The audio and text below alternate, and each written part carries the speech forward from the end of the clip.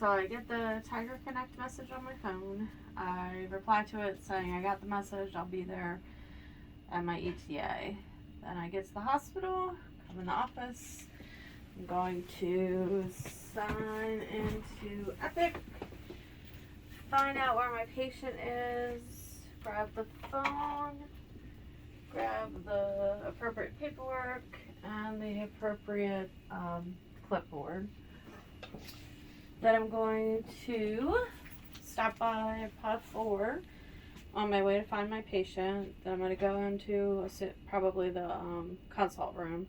I'm going to go explain to her who I am, what I can do for her, go over the consents, ask the questions on the cheat sheet, go through the narrative, ask her what happened and whatnot. Then I'm going to tell her that, or him, that I have to get some things set up for the room and supplies set up. But while I'm doing that, I'm going to let her talk to the advocate at the YWCA. So I'm going to call the YWCA, tell them who I am, give them the information they request about the patient, hand the phone to the patient, let the patient know that I'll be back 20 minutes or so. Then I'm going to go to the office and get my cart set up. So, come in the office, pull my card out,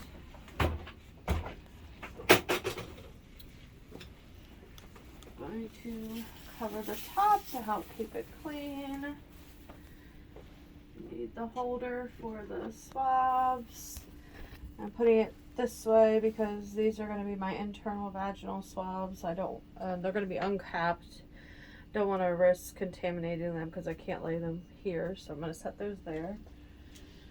I'm going to get my speculum light. Not sure if I'm going to collect any clothes from the patient, but this will be to give her clothes to change into. I'm going to get my gloves and then the sign that's going to go on the door. And that's all I need from there. So I'm going to get the things out of the cart that I need. She needs a hair tie, that would be in the top drawer. She wanted all the blood work done, so I'm going to get this whole blood work kit out. And extra alcohol and Band-Aid for the Rocephin that I'm going to give her. 3x3s.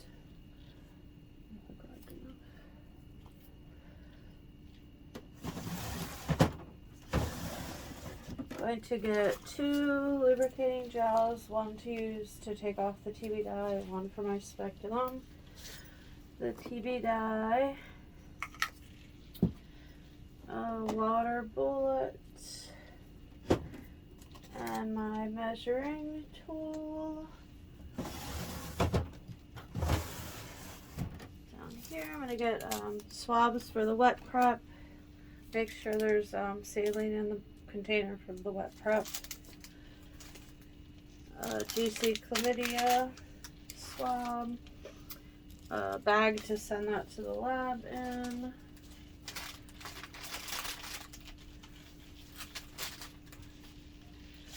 And a speculum. Then I need to get an evidence collection kit from in here. I'm gonna leave this open so I remember that I have to lock it before I leave.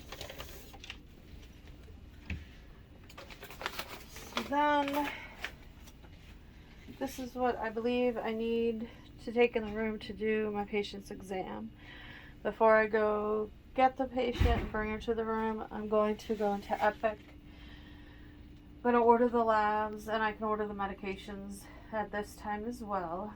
Then when I walk around to get my patient, I need to call the pharmacist because she wants the NPEP, and let the pharmacist know that she wants the NPEP.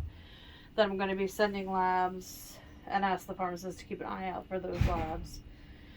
Then I can go over and get my patient and grab a printer from Pod 4 while I'm doing that or on the way back. And then I can take my cart into my patient's room. I can have her change in the bathroom and give a urine sample while she's doing that, I can take the things off the top of my cart to make it more user-friendly. So I'm going to take the blood work, put that by the sink. Not going to need this right now. I'll put that in my pocket. Then the other things I'm going to move off and put them on the countertop.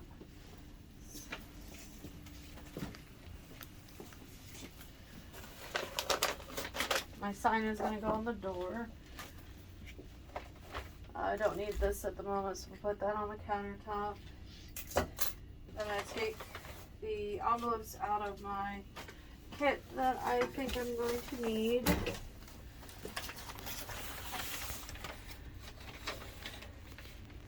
So my known blood sample, I'm going to collect that for my patient, so I'll put that over by the sink as well. This patient doesn't remember what happened to her, so we're thinking maybe he put his mouth on her face, her neck, her breasts, so we can do bite mark licking. We can use this one to collect samples from her breast. Oral swabs from the patient. Miscellaneous, we can use one of these for to get possible saliva off her face and around her mouth. Anal, peri-anal, we'll need those later. Pubic hair combing, not sure if she has pubic hair, but we'll leave that out for now. The other miscellaneous we can do for her neck. So oral, face, neck, breast, so we'll do it in a logical order. Fingernail swabbing is probably not going to use this because she doesn't remember scratching him or anything. And debris collection, we don't really need that. It didn't happen in the woods or anything like that. Control swabs.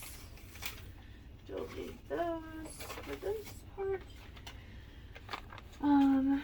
Vaginal cervical swabs. External genitalia. First vaginal swab. And that is what we need for that. So I'm going to start with the start with her exam, start with her face, and while I'm doing that, I'll do her oral swab, collect it, put it back in here with the time, and then we'll put this in the back so I know this one's done. Miscellaneous, we said we we're going to use that for her cheeks and around her mouth. Put some water on there to collect those samples. Do that, put them back here when we're done. Same for the neck, moisten those, collect the samples off the neck, one swab for each side of the neck, time it, and put it back here. And then bite mark licking, we're going to put that we did it from her breast, so moisten those and do samples from her breast, and then put that back here. If we noticed any wounds or anything at that time, we would take pictures as well. So we're going to finish examining her, look at her arm, do it in a U shape. Look at this arm, then this leg, then this arm, and then her abdomen and all. And once I'm done doing that, then I will get set up to do the vaginal exam because we want her to be as comfortable as she can and covered up as much as she can. So for that, we are going to get our 3x3s.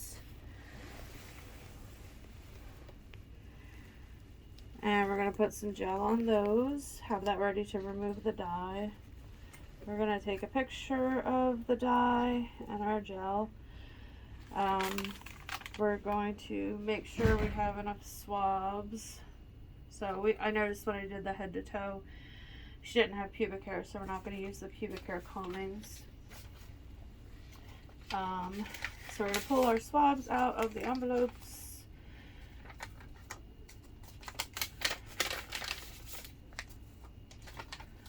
And then we will make sure we have enough swabs.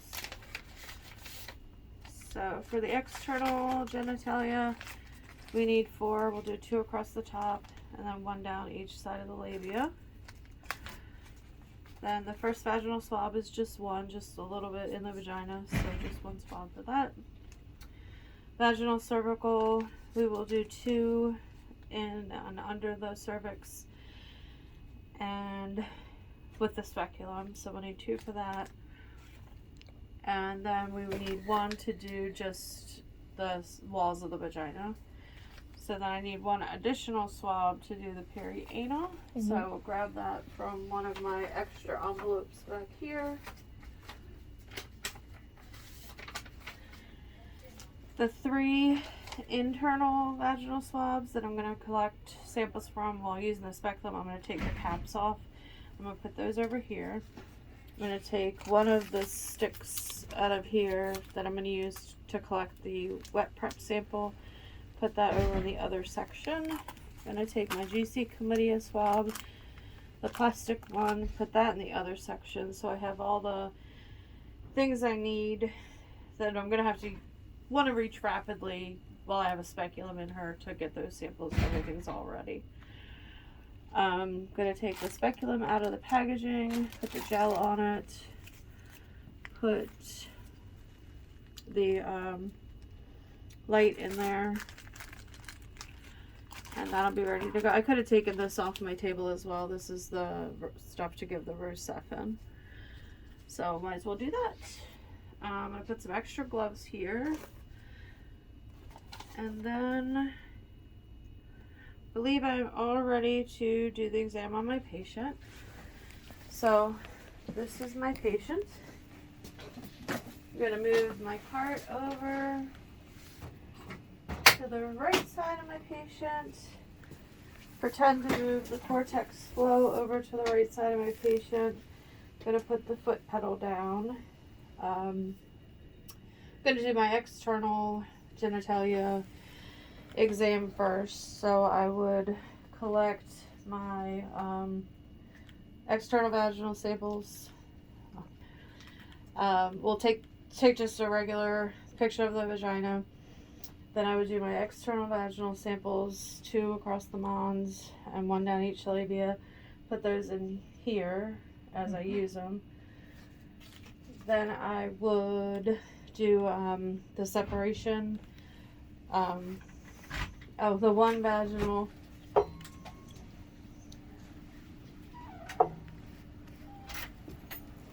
Sorry. Would do the 1 just first vaginal swab. Collect that sample and put that here.